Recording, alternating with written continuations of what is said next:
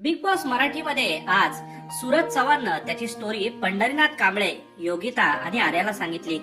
तो म्हणाला, माझी परिस्थिती इतकी वाईट झाली होती कारण वडिलांना कॅन्सर झाला होता. कॅन्सर रक्तात उतरला होता, त्यामुळे वडील वारले.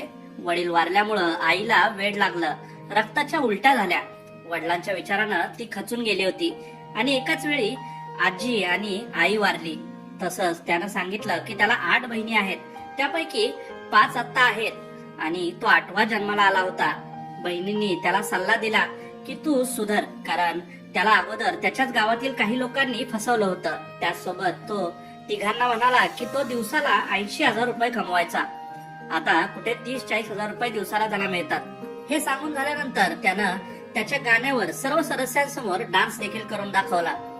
तर तुम्हाला सूरज चव्हाण आवडतो का? सूरजची स्टोरी ऐकून तुम्ही भावुक झालात का? कमेंट मध्ये सांगा.